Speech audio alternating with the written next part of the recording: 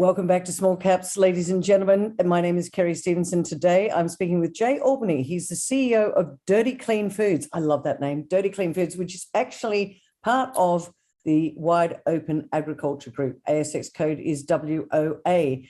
They are a leading regenerative food and agriculture business. And I'm going to ask Jay a little bit about that word regenerative, what it means. They've made a big announcement yesterday with a company, big global player in the food business, Nissan. We'll talk about that and some of their plans for the future. Jay, great to see you. Welcome to Small Caps. Good morning, Kerry. Thanks for having me. Well, it's good to see you. There's been a couple of big announcements, and in fact, lots of agreements going on. Since I last spoke to Ben, your MD of WOA, last year it was. But there's been a lot of announcements coming up. First of all, give us a brief overview of where Wide Open Agriculture and Dirty Clean Foods are right now, and then we'll go into some of these announcements. Sure, Kerry, thanks. Wide Open Agriculture is a business that is fundamentally based on promoting regenerative, which is, think of it as environmentally positive farming practices and food and agriculture in Western Australia, and taking the best of Western Australia and sharing it with the rest of Australia and the world. Dirty Clean Food is our food brand. So Dirty Clean Food is a name you'll never forget. It's really tied to to soil health and a clean ingredient list. People really care about what's in their food and how it's produced. So yesterday there was an announcement about an agreement with Nissan. Now, I've never heard of these people before, but apparently they are a big player in the food business. Talk to us about this agreement and what it means for the company, because clearly the shareholders loved it. There was I think it was a 25% jump in the share price yesterday. So big validation for what that agreement meant. Kerry, it's a very exciting deal. At Wide Open, we've really had three large projects we've been working on, and the highest profile is the growth of our oat milk business, creating an oat milk business that's oat milk's produced in Western Australia and made from regenerative grown oats right here. And yesterday's announcement was about our lupin protein business. So this is a very exciting project we've been working on for a couple of years that has evolved from an exciting project to a commercial product that's coming online very shortly. And I think the re-rating the share move was really due to the fact that we achieved third-party validation, which is huge for us. We've been saying we're really onto something for the last year. Last year, we raised capital to invest in this product. We've disclosed to potential customers and investors that the lupin protein, which we're now calling Buntine Protein, works fabulously in our own oat milk to make a dairy equivalent. It's something we'll launch when we have the factory up and running. And yesterday, Nissan is a large. You asked me who Nissan was. They're a large global food conglomerate. They had $1 billion US IPO last year. They're based out of the Philippines, and they're a very established and leading player in food, especially in the plant protein and in grocery. So what have they seen? and you used to call it lupin protein, but now you call it Buntine. Is it Buntine protein? Buntine protein. What is it? What does it do? And why has Nissan got excited about what you've got there? Well, Buntine Protein, it is lupin-based protein. That's our trademark name for it. It comes from our core farmer, Stuart McAlpine, and whereas the location of his farm, who's our initial lupin farmer and a member of our board of directors. And Nissan is using it to add a highly functional protein into a series of products that they're looking at that they'll be taking on. They'll be testing one of them into market next year. So it's a very exciting time for us. This is a product that is in the scale of plant-based proteins. You have sort of a low-value concentrate added protein, and then you have a group of sort of newcomers such as pea or faba.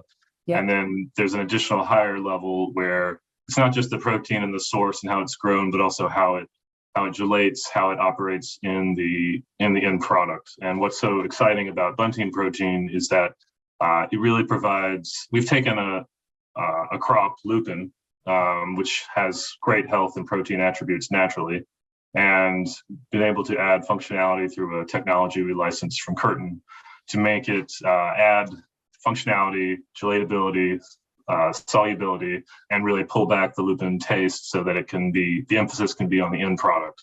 And why that's important is because when you use a lower class of plant-based protein, the manufacturer then has to add additional ingredients or chemicals to adjust how it performs in each end product.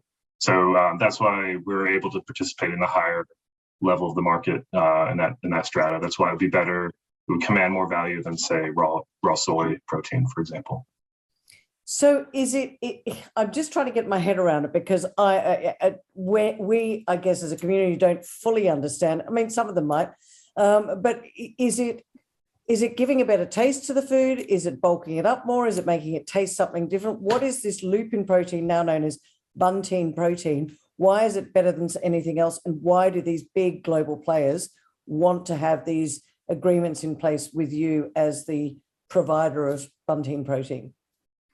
Well, I think that the success of plant-based protein as a category is because of a big consumer shift in how people are eating and the way that they seek protein in their diet. Regardless of what you think about eating animals, wherever you are in the world, humans need protein. And so when you have a large shift, which may or may not be concentrated in younger generations, but regardless, it's something that's been sustained and growing, whether it's vegan or just want to reduce the amount of meat intake. This is a big market. So the challenge for a food company is you want to make something that tastes good. And in order to do that, in the past, you've had to use soy has kind of been the early leader. They dominate the market, but it doesn't always produce an end product that's sellable in a grocery store or restaurant that has the right texture or taste to be appealing to. And as you move from a consumer demand that is vegans or high, sort of your niche group, and that expands, you want to be able to expand pool of customers to a more mainstream audience. Maybe people who still eat meat, but enjoy it, but want to reduce their meat intake. So what we've done is produce an ingredient, which we're very excited about, and something that is grown the best in the world in Western Australia.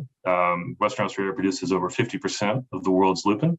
And we've produced an ingredient from this and added a technology that makes it, adds additional functionality so that the end customer can create flavorful products without having to add additional chemicals and ingredients. And that actually commands a value for the price of our product.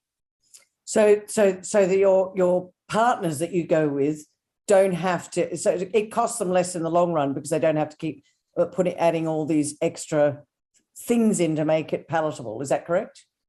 Yeah, it costs the end customer less, and it helps them make more delicious products. Just tell us who Monday Nissan are, because that's I guess the parent group. But what sort of brands do they look after? Yeah, Monday Nissan is a large. So the Monday Nissan parent group is a large global global company based in the Philippines. They had a $1 billion US IPO last year. Yep. We've partnered. This deal is structured with their Australian subsidiary, so we can work closely with them in order to take our products to market. You would have heard of You've actually heard, Gary, of a lot of brands that they have, and you see them in Woolworths. The Peckish crackers. Might put a Swan Valley dip on your Peckish crackers. Wattle dips. So, and of course, they also own the brand Corn, which is a mycoprotein. So a vegetarian protein, a plant-based protein product that they acquired in 2015 for, I believe it's nearly $1 billion Australian. So a very large effort they've made in this sector. So it's a partner we'd love to have. So and we do. What are the steps now that you've announced this agreement? What does it look like as you go down the road in this partnership with Monday Nissan. So terms of the agreement, how does it work? You're dealing with their Australian subsidiary. What do you need to do to get this product into production, I guess? Yep, that's a great question. So where we are now is last year we did a financing to accelerate our push into, we raised $20 million to accelerate our push into plant-based foods. The sort of two flagship products for this initiative are oat milk, where we're going to be building Western Australia's first oat milk facility, and this lupin protein, which I think is really what a lot of people are excited about because it has such large global implications. We immediately began construction on a pilot plant facility, and we increased the potential throughput of that facility from kind of a small R&D testing, refining the product project to something that was could produce product for us to launch our high protein oat milk next year, and to enable offtake partnerships like this with Monday Nissan. And in terms of next steps, we've said we'll complete the pilot plant during June, and we've also said we'll deliver our first order to Monday Nissan during June. So that is all on track, as we said in the release yesterday.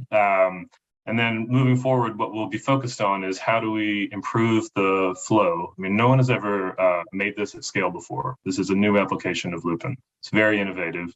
And we've got an awesome team of food scientists. We actually have the creator of the technology from Curtin on staff now, and a big team. All of our resources really focused on taking this to a commercial level. So we know that we have, we're targeting a pilot market for an initial product with Monday Nissan. They're also going to be, and other customers and prospects will be taking our samples that we make out of our pilot lab and seeing what other products can work. So in terms of what is next, this will become commercial over the next 12 months. First products will ship, initial small orders will ship during June, and we'll see it grow. But the real story, Carrie, is we're hopeful this is an anchor customer for a much larger manufacturing opportunity. This is a pilot plant. We're showing that it works. We have validation. It is going to generate revenues for us that are meaningful in the sense of what we've been reporting, but the opportunity is much, much larger. Yeah, that's two questions for you. The opportunity sounds like it could be enormous. So I want to have just if you could talk to us about how big this market is and how much bigger you think it could be. But then here's this company in Western Australia that's come out of Curtin University. How do you scale it up to be a global supplier of lupin protein to some of these big global players? Because I'm sure that they're going to need a lot of product. How do you go from, we've got this idea, we're now in a pilot plant, how do you scale that up and make this work and commercialize it? Well, I think that that's a great question, and certainly that's a challenge we're looking at. But things are looking very optimistic for us in this product. We've sent it out. We've stated that we've sent it out to multiple large food brands across in multiple geographies, not just in Australia and Asia. And the feedback has been really encouraging. We believe we're onto something special in terms of what the product can do. So now the challenge is, how much can we make and what the cost can be? Initial numbers look optimistic. It'll be a strong return for our farming network as well as investors. I think that we're working with process partners to have a full feasibility study for a large scale plant. The first one that we pursue should have a capacity of around 10,000 tons per annum of the lupin concentrate, Buntine protein. To give you an idea of current market prices, the sort of soy protein that I mentioned earlier, can sell for Australian $5 or $6, a more advanced $5 or $6 per kilogram, 5,000, 6,000 per ton, a more complex or advanced protein concentrate can be in the high single digits, closing in on 10, and a super functional protein that has other attributes can be above $10 per kilo. So If you compare that to the cost of lupin, certainly there are some yield things to consider, but there's really a lot of powerful opportunity for margin creation and value creation for us, our investors in the state. You mentioned that it's over in Western Australia that's grown, but is lupin protein anywhere in the world, or is it special to WA? That's actually a really good question. I probably should have told you that. Lupin protein can be produced by other folks, but what we have that's special is our technology to change the way that it tastes and how it performs when mixed with flavors, textures, and other food components. So where our product really shines is in a food structure that is sort of flexible and requires hydration, like our oat milk, for example, is liquid. It needs to blend with that and not create that sort of powdery thing that you might have had if you had, say, a high protein drink going to the gym. You'll taste that chocolate powder at the bottom. And then say a cheese or a yogurt, or even the flexible noodles that you see. So things that really need texture to taste like they should. And when you look at ways to add protein to someone's diet, in a category where they don't want to have meat, you really need to be able to work with the end customer. It's not so much about the ingredient, but how your ingredient supports the end product's taste, and that's what's really been the key. And we were excited when I think we put out a whole press release about it, just saying, hey, if this works great in our oat milk, we're going to launch this. It's going to be dairy equivalent protein in an oat milk. That is a huge opportunity.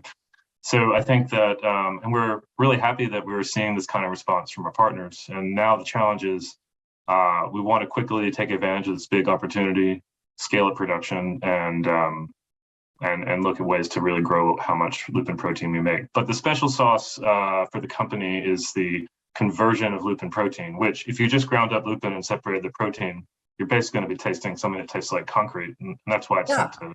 Okay. That's why the sheep and the fish eat it. What we do is remove that flavor and change the texture so the protein unfolds and can be blended with other components of what your end food is. Is this talk to us about the competition? Can other people get into this market and do what you're doing? Listen, the plant protein market is huge. It's projected to be $150 billion US. There are a lot of well-funded competitors. I will say that our products, when we strike an agreement with someone like Nissan, who's experienced, has invested a lot of capital in this space, they have access to every solution on the planet to make the best food. So it's really exciting validation for us that they're investing in a pilot project before we even made a gram.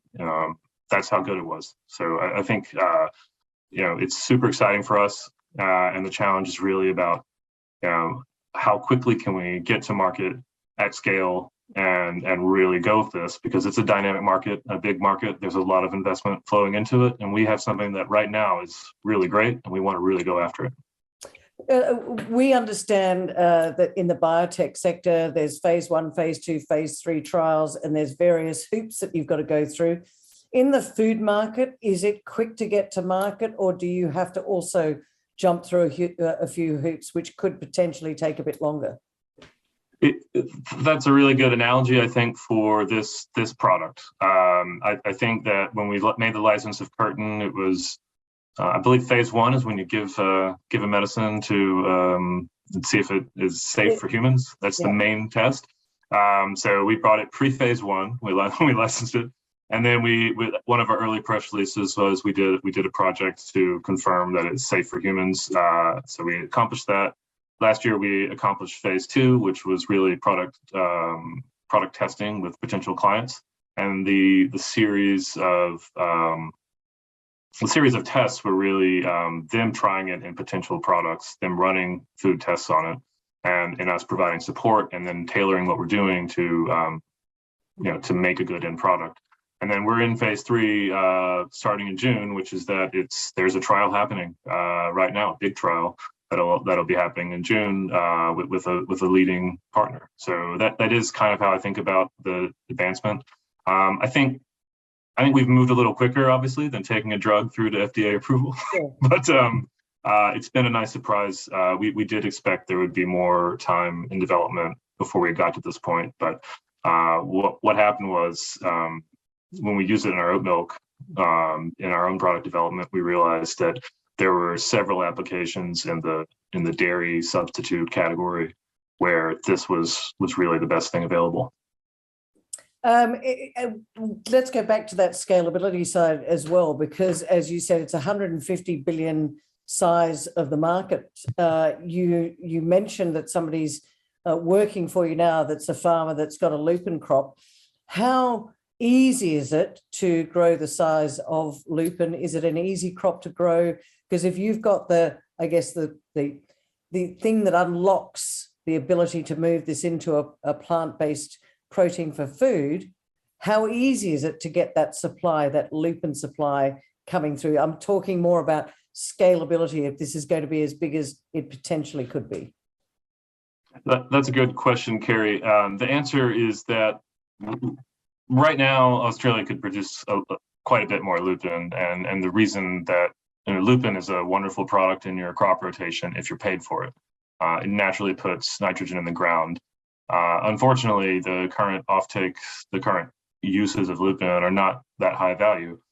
So we believe acreage could increase a lot. We also think, as I mentioned, wide open agriculture we think there's a big market in consumers purchasing products made from regenerative farming practices, and lupin plays a key role in that in the grain sector in their crop rotation. So, a lot of our oat farmers rotate to lupin on the off season. So it's a very exciting, synergistic product in terms of the regenerative farming movement.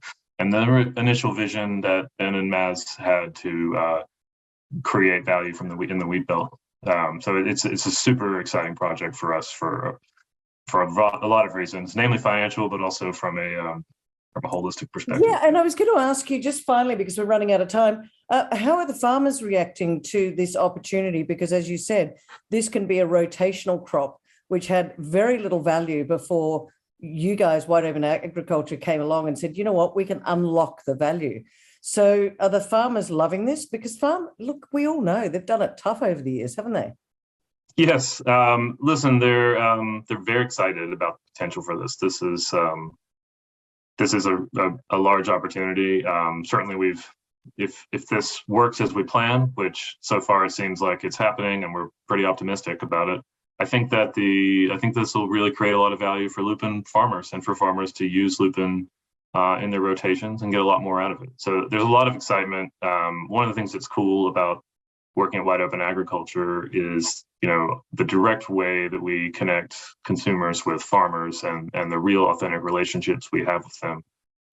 So, there's a lot of excitement and goodwill about taking a product that has been underappreciated in terms of its pricing and final use and creating a high value outlet for it. Well, we're running out of time. It's been absolutely fascinating to understand this, because who knew that lupin protein could be unlocked and value added to this massive market? Jay, just wrap it up, if you could, into a summation of why our community should be having a look at what it is that Wide Open Agriculture is doing, given the fact that yesterday's announcement put a bit of a rocket under your share price. Well, I'd leave three things with you, Carrie. The first is plant-based proteins is a very large and growing market. It's $150 billion. And this is a market we're participating in and investing our resources in. We're there.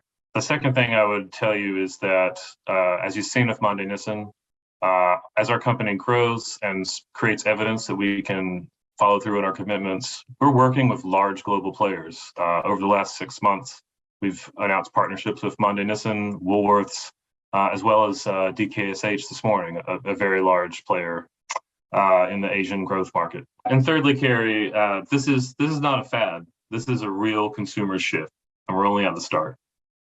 Well, Jay, I really appreciate your time today. And boy, oh boy, you guys are kicking some goals there. As you said before, we didn't really talk about the oat milk business, which is Another thing all in itself, and Dirty Clean Foods. How can you forget that name, ladies and gentlemen? You can find it. I guess Dirty Clean Foods oat milk can be found in all Woolworths stores and health food stores right across Australia. Is that right? That's right. Almost 700 Woolworths across Australia and over 1,000 restaurants and independent grocery stores across the country. Thanks. Well, massive growth for Wide Open Agriculture and Dirty Clean Foods. Jay, thanks so much for chatting with me today, and we'll catch up with you in a few months. Thank you.